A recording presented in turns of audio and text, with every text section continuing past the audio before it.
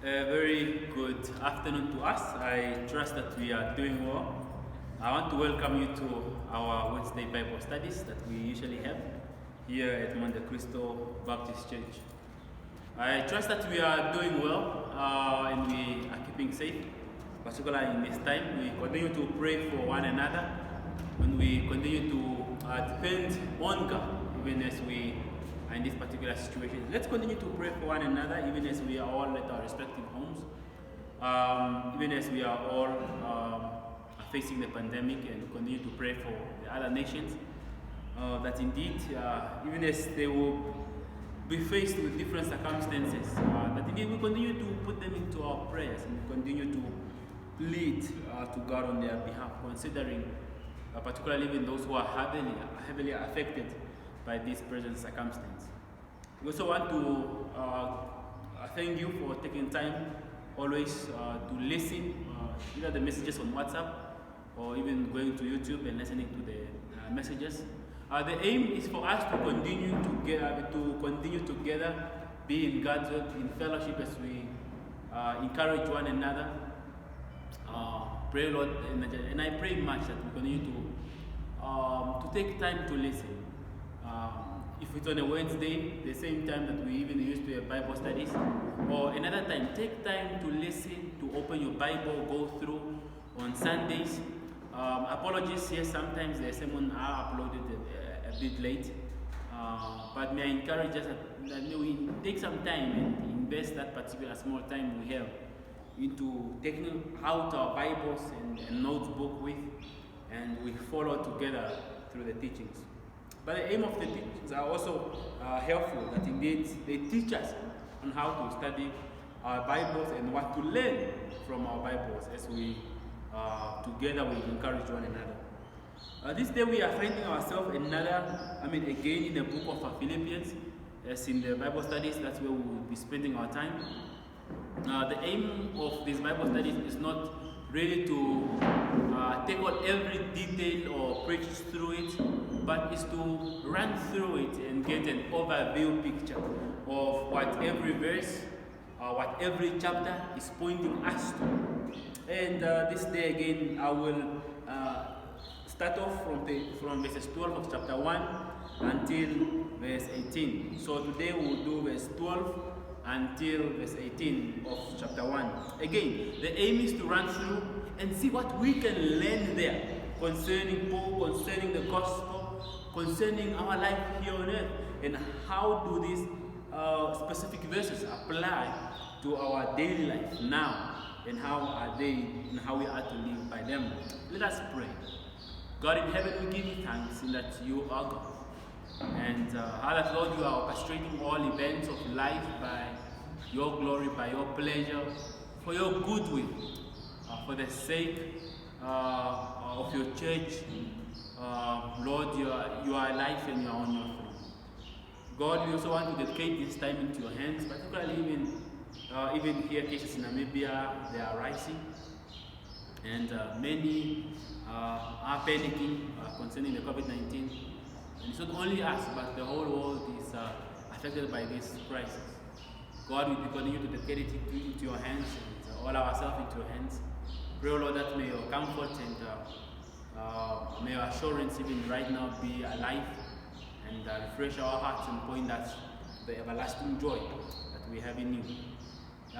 Confirm your word in us, confirm your presence in us, Lord, through your Holy Spirit, through the active involvement of your word in our lives. And oh God, assure us of who you are. Pray, oh Lord, now that you continue to be with us in this time as we gather around your word. In the name of the Lord Jesus Christ we pray. Amen.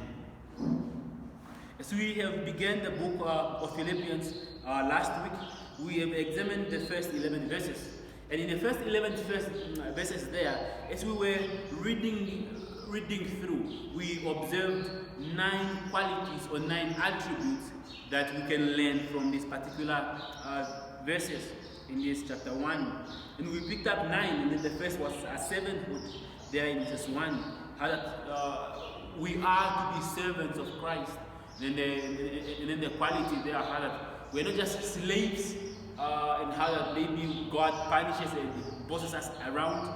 But however, the seventh good quality is how it's revealing how submissive we are to be to God, and how we are to be doing all things in life to please Him. He is the ultimate source of life and all things in life.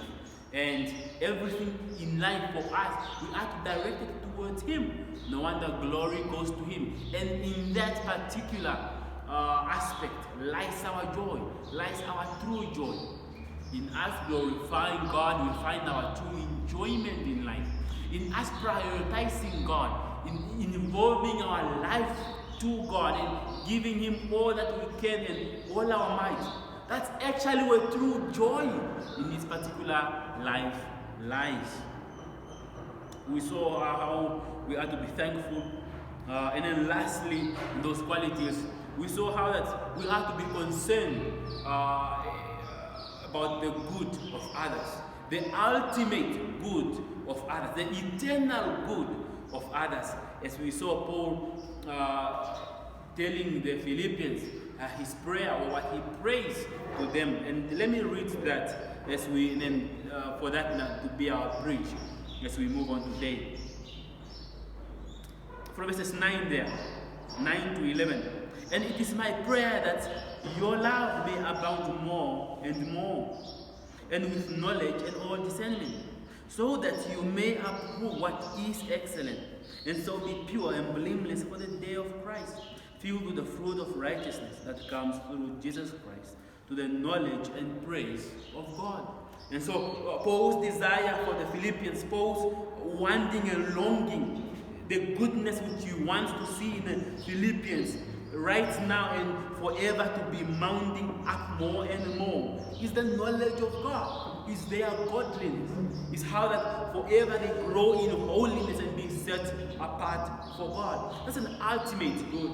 And ultimately for them to produce fruits of righteousness, that indeed godliness might bear fruit in their life, that they might walk in the Spirit and walk according to the will of God. That is what is longing, that is what Paul desires from them, and it doesn't hide it from them. And later, even no wonder there in verses 8 when Paul is saying, God is my witness, brings God to stand in a courtroom and defend his reason and motives of heart. Paul is not indeed lying. He is saying, this is what I sincerely want for them. And the attribute or the quality that we learn there is, we are to want the ultimate good for others. No wonder we preach the gospel, because we know that apart from the gospel, we are eternally doomed from God, away from the presence of God. And we are in enmity with God. No wonder the motive for preaching of the gospel is wanting people to be reconciled to God, wanting them to be eternally with their Lord. That's why we preach. And that's why we pass on the messages. That's why we do what we do. Now, as we move on today, now we'll just run through verses 12, going down to 18. And what we are going to see there again is the gospel in Paul's life. How we see Paul concerned about the gospel, Paul existing for the cause of the gospel, and Paul's joy in the gospel. And may I say that just from the beginning, how is this relevant to us? It's not really zooming into Paul's life that is of importance. Paul died a long time ago. How is it relevant today? It's really, we are learning how the gospel, it should be the center of our life.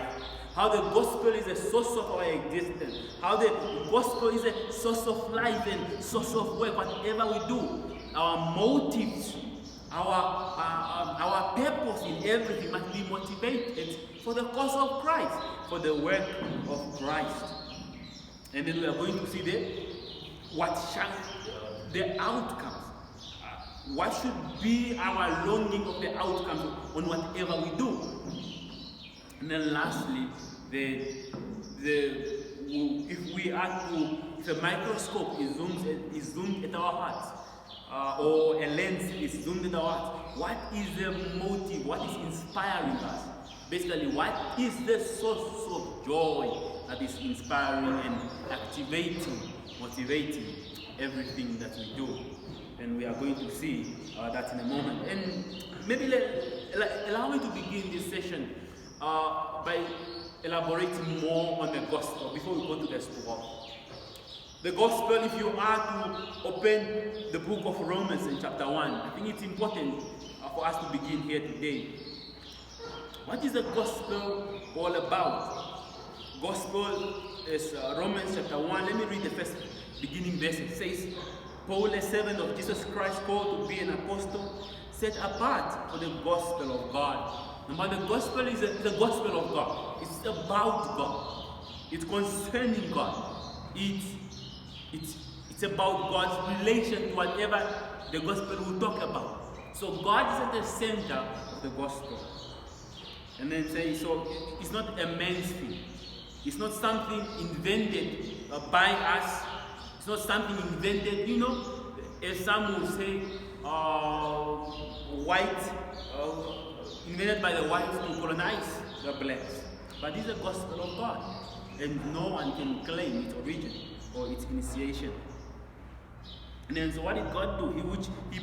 Verses 2, which he promised beforehand through his prophets in the holy scriptures concerning his son.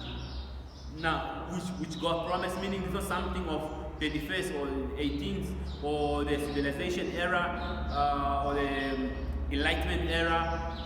The Bible, it's before Christ.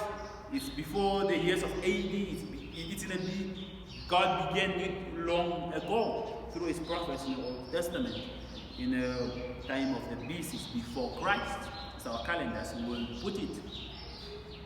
And it's concerning who? It's concerning his son, who was a descendant from David, according to the flesh, and was declared to be the Son of God in power according to the Spirit of holiness by his resurrection from the dead, Jesus Christ our Lord, through whom we receive grace and apostleship to bring about the obedience of faith for the sake of his name among all the nations. And so the gospel is about the Lord Jesus Christ. He is the center. It's about him, no wonder it's him who came to redeem, to save, and we have faith in him. No wonder later he will say, the purpose, this Christ, he gives us grace. He makes us to receive the free gift from God by grace through faith. And the aim is what? It's for obedience to him. We are saved to obedience. So we are not saved for our own sake. We are saved to belong to Christ, to be obedient to Christ. And that's a good introduction.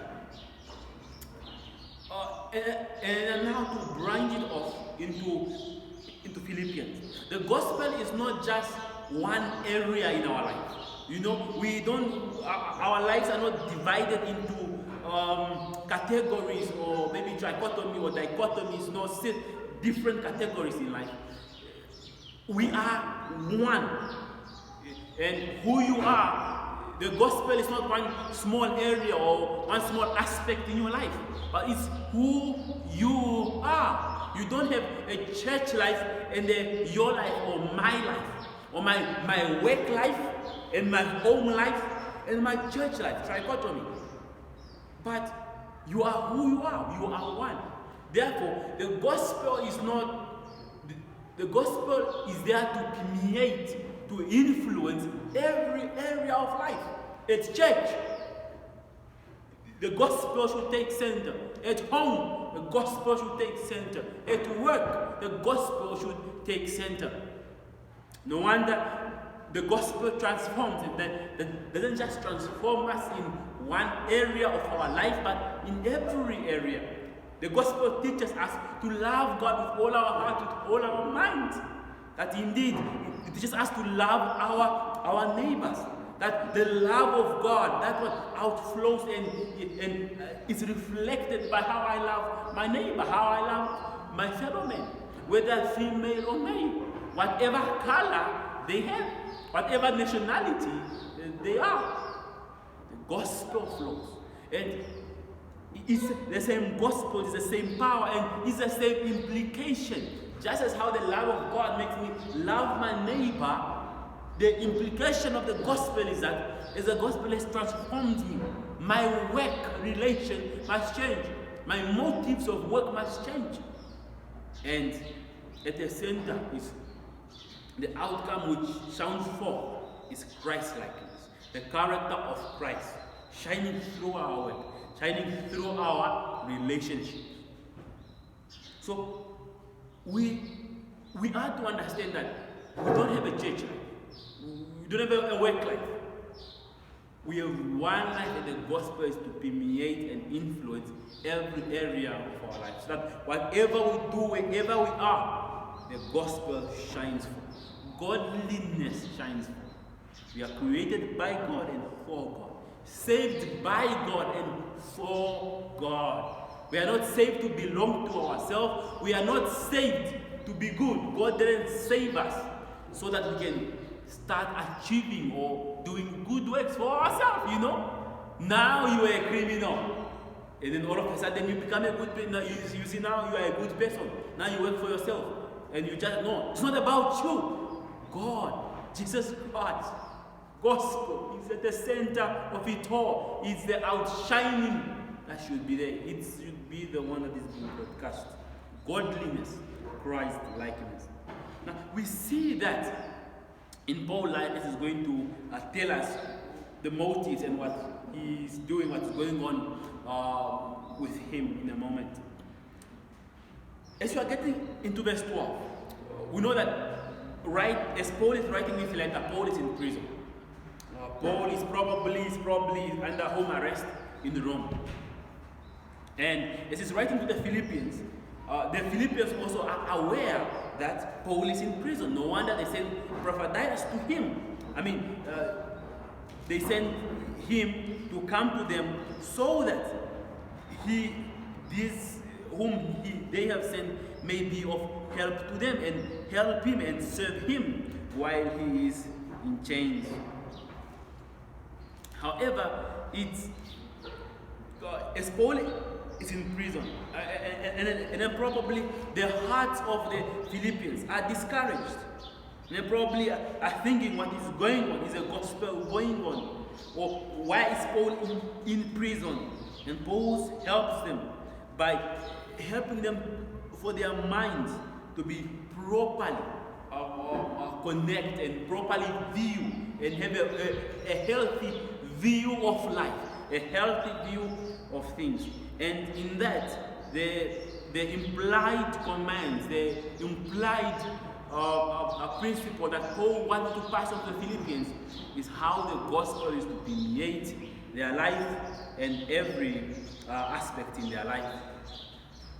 Let's read together. Verses 12 until 18.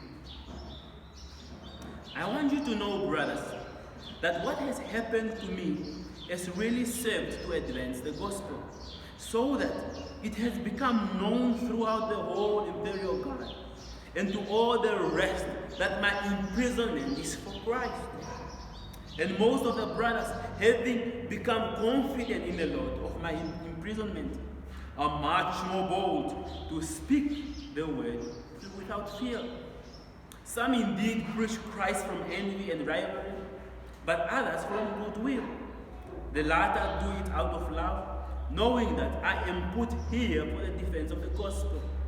The former proclaim Christ out of rivalry, not sincerely, but thinking to inflict me in my imprisonment. What then?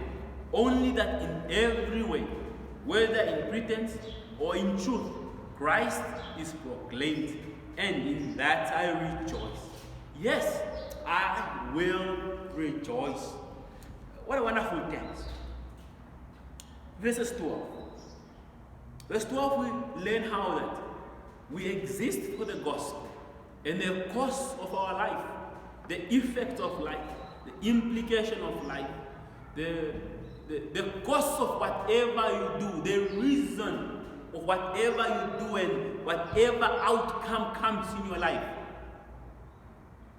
If sincerely you are a Christian, Our motives, our everything must be motivated and the purpose must be the gospel. The motivation on what we do, whatever, must be the gospel. Look to what Paul is saying. I want you to know, brothers, knowing what? That his circumstance, where he is, but particularly the reason why he went there. Now he's in prison because he was preaching. He was accused of doing what he was doing. However, the main purpose, he will say that what has happened to me is really served the advance of the gospel. While Paul is basically is diverting their attention. Because they might be worried, thinking, Paul is in this particular thing, and there is no purpose in it. Or maybe God has abandoned him. Now, we have been supporting him. Where is he now? Is our money going to waste? And it's going to help them. Hey, listen, I'm here because of the gospel. Even later, he will say that my imprisonment is for Christ. And that's all. He's in prison. It's not for anyone else. But however much more even, listen, the purpose here is God is on the throne directing all things, and this activity here, it has served the cause of the gospel. The motive, the reason behind it, the outcome of it is the gospel. Paul is basically saying, I want you to know, my brothers, dear Philippians, that what has happened to me really served the gospel, served to advance the gospel. What is happening with me, or my work, or my circumstance, it's to advance the gospel. And then we get a motive that should be behind every Christian. That, and then maybe to get a grasp of that properly. Maybe Christ's words of himself are very wonderful to understand.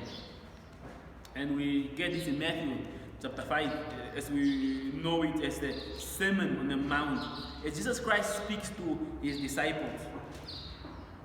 And then there in verses 14 downwards, as he tells us that we are to be the salt and the light. Now, considering the light, on how we are to be the light, we are to make bright the knowledge of Christ, the character of Christ, by who we are, by our life, and by what we do.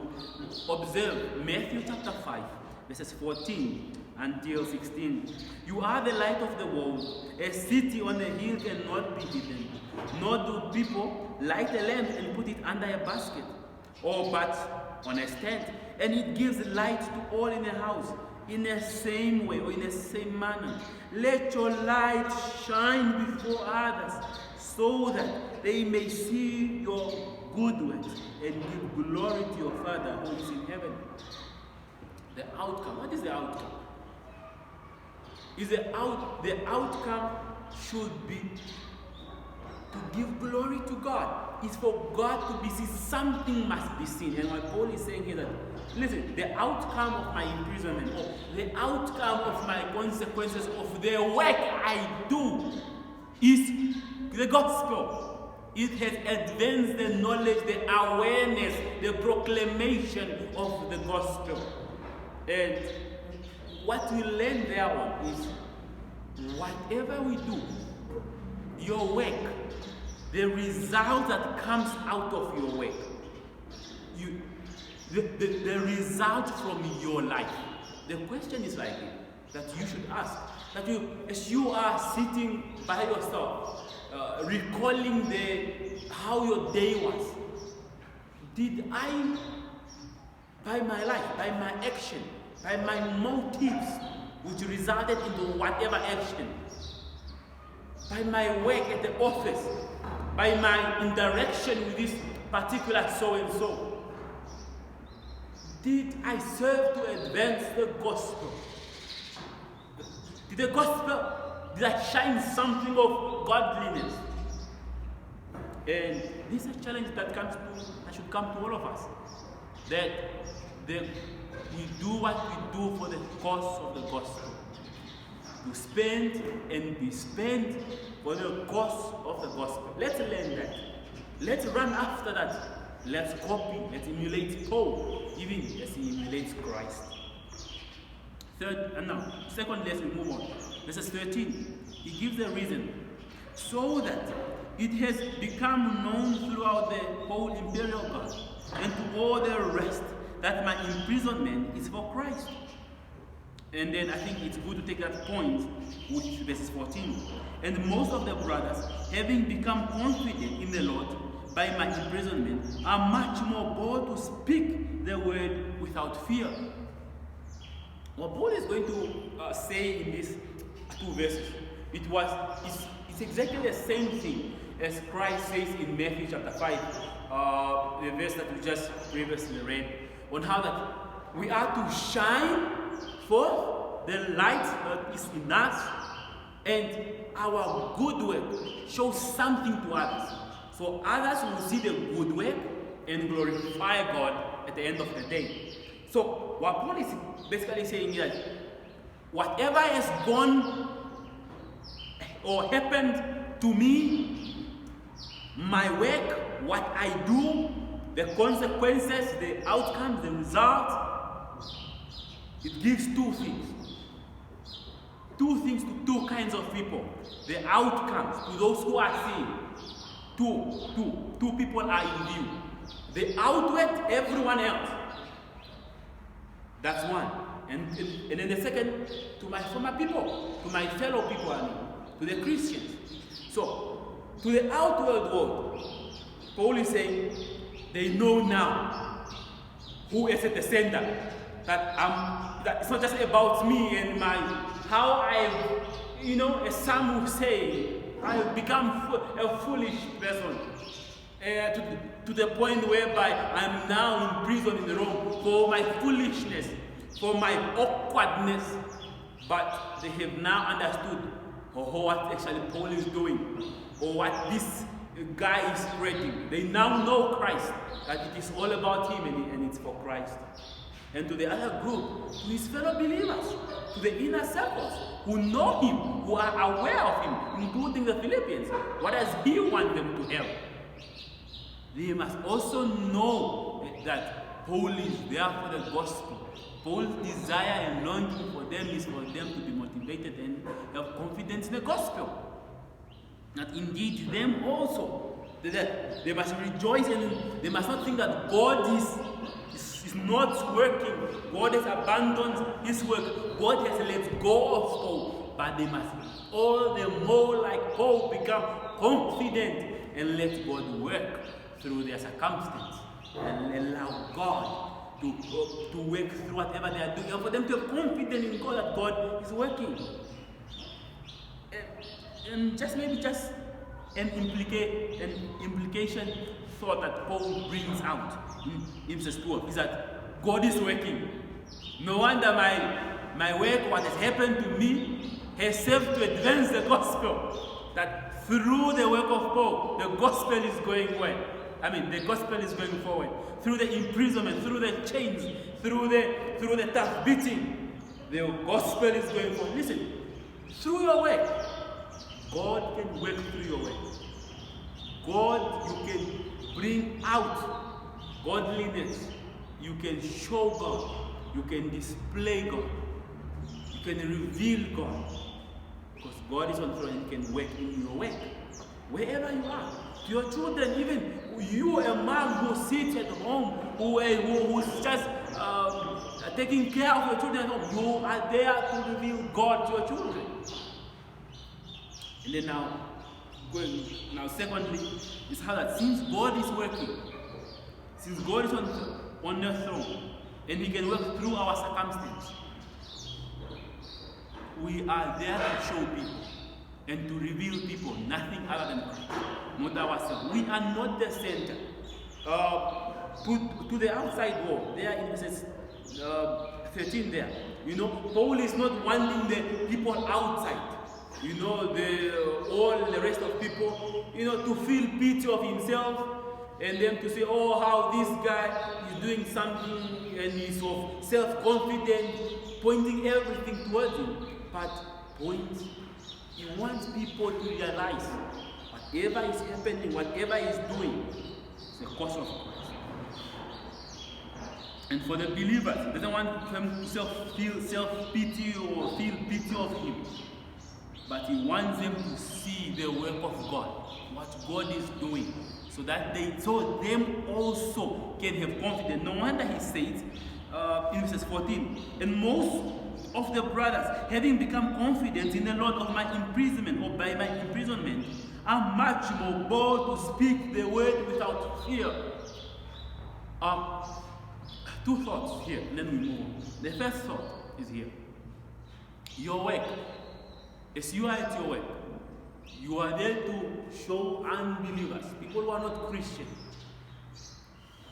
By your work, by your action, the fruit of the outcome, the goodness of your work, you are there to display Christ. You are there to remove yourself from the center and put God. You know, it's like John the Baptist is saying, only may I decrease and he increase. That's your motive. That at least one or two, that as I do my good work, as I hand in my paper, as I finish my project, and others congratulate me, your desire and longing must at least be, I hope and pray at least one or two might not see me, but may they see the course of what I'm doing. May they see Christ. May they see me worshiping him through my work, good work, through my excellent work. That's one. Second, that you are there to motivate your brothers. You are there to motivate fellow Christians, to help them see that through your circumstances, God work, and that give them confidence. How? That because some people don't know how that, to be a Christian, your Christianity is not revealed as church. Your Christianity is not necessarily when you are here reading your Bible. So wherever you are a Christian. And you help them to be confident when you show them, when you tell them, or when they realize, oh, this is how Christ-likeness is. Oh, this is how the gospel bears forth.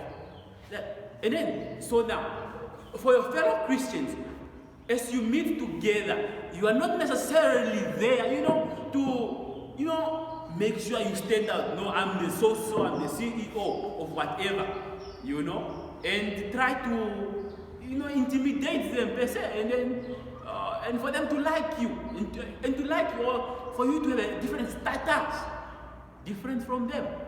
But you are there to encourage, you are there to motivate. No wonder Hebrews says, our coming together is so that we might stir each other to love. The love of God, the work of God. We might encourage each other. That's the same purpose when we come together.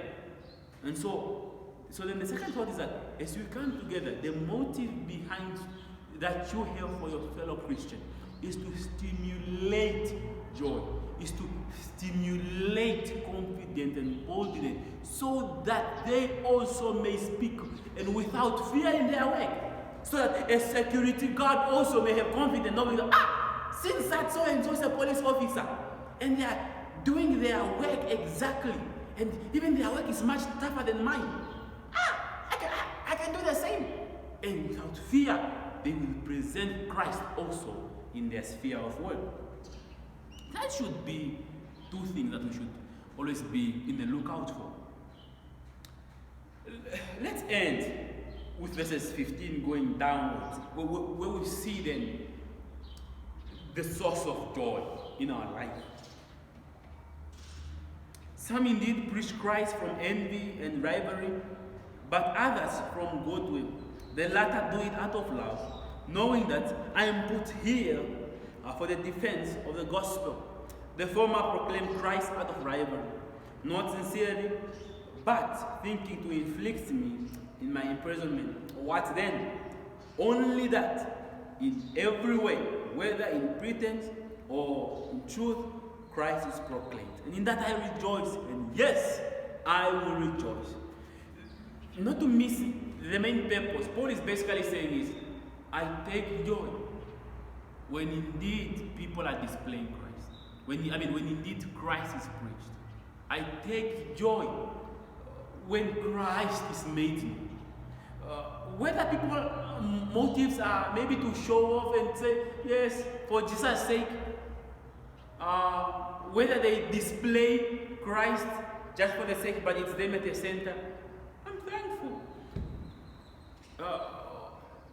Paul is not saying he's happy about people are doing what people are doing, especially those preaching the gospel from envy and rivalry.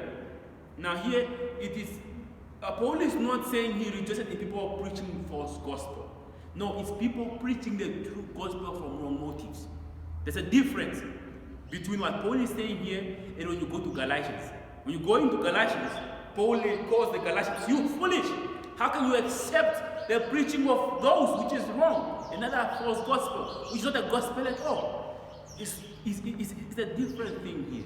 Paul is basically talking those who preach the right gospel, say the right words, from ill motives. It's them who are at the center. It's them who want to be displayed. Although they, display and try to say it's for God's sake, but it is them. And at the center, what Paul is basically saying is the last words in in verses 18, that I rejoice. It's Paul's joy, his ultimate desire, and the source of his happiness. No wonder he's able to say, what has happened to me has advanced the gospel. It's why? Because the joy in their heart has stimulated them. And there were just something that we can learn is how the gospel must be the source of our joy. That indeed, as I am in my workplace and whatever I do, I'm not like, okay, for the sake of Christ, for God's sake, no. But it's joyous. It's a privilege, and you count it as a blessing. And by the way, you desiring God to be displayed in your work, listen, you are not doing God a favor. Our work and our preaching of the gospel, you living a godly life, you are not doing a favor for God. It's a privilege. It's a privilege to serve the eternal God. What privilege it is for an eternal God to take people such as you and I, weak, feeble, useless, ignorant, and for God to transform and use us. He can save the world by a tip on his finger, a blink in the eye, or he can save instantly whoever and end this whole mess here on planet Earth. But he decides to take the longer route. And by bearing up the sin of men. And that's why many people say, no, will the world really come to an end, But they forget the words of of Romans, even Peter, on how that the patience of the Lord is for our salvation. It's literally God is bearing up. And you and me is God's patience. In God's patience to the world and to the rest of man, God takes us and uses us. We are the paint brushes. We are the paint brushes in his hand as he's busy coloring and painting or having this portrait of this galactic world. We are the paint brushes. What a privilege that is! Now, not at church. Maybe it's a good thing we are in this thing. It's a good thing that there's a coronavirus, reminding us that the gospel is not meant to be a church. You being a Christian is not doesn't end when you come here or at home and you put your Bible down, or you are doing devotions at home. But your workplace, we thank God for this. For this crisis, that indeed you are as you are in your workplace. If you are a security guard, as you are on duty, you are the paintbrush that God is having in His hand to display godliness, to display love, to display peace. What true happiness means, to display kindness to others, to display honesty and obedience. Whatever, as you are in your office, you are the paintbrush that is in the hand of a sovereign loving, kind, powerful God. That even when others turn against you, he says you are in his hand and no one can snatch you out. And brethren, that should motivate us. That should bring joy to know that, this gospel, we're not doing a favor, but it's a privilege. And therefore, it should revive joy, should revive true happiness in us. To know indeed it's for the cause of Christ. And that if we have such a mind, such a view, indeed we will not miss to display Christ. So as we end, maybe just reminding you of the things that we have learned. The gospel is the source of our existence. Christ is the source of our existence. Is a reason for our existence. We do what we do for him. The gospel permeates and influences every area of our life, every sector of our life. The outcome of the gospel, it should be two. The outside world, they should know who you are. They should know Christ. To the believers, we are not there to our fellow believers, we are not there to intimidate by what we do and produce a class, a status, and them and try to get something from them, even a worship or a glory. But no, we are there to motivate them. We are there to encourage our fellow brothers and sisters. We are there to show them that it is possible. And lastly, at the bottom of our hearts should be one thing: the gospel and the love for it, and to count it a privilege to work for the gospel. God, we thank you, we love you, but thank you that it is you causing us to love you. What a privilege it is, oh God, to know that indeed you did all this, not for anything in us. We don't add to your loveliness. We don't add on the beauty of Christ. Us being children of God, we don't add anything. But oh God, you add to us everything. Oh Lord, thank you. May we love this gospel. Teach us, oh Lord. Teach us in our workplaces. Help us as we think.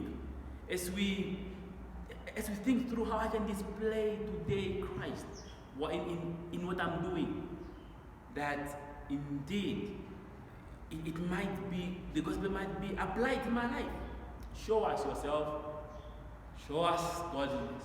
Oh Lord. And may we serve you. Be with your church. Build your church. Oh God. Through your scriptures, by the power of the Holy Spirit, work in us as we listen, as we study. All this we pray for your name's sake. Even in this present circumstance, be with us. Help us as we put the necessary measures into places. As we try to sanitize our hands, wash our hands, wear masks. Oh Lord, help us to be diligent in all these disciplines. All this we pray in Jesus' name.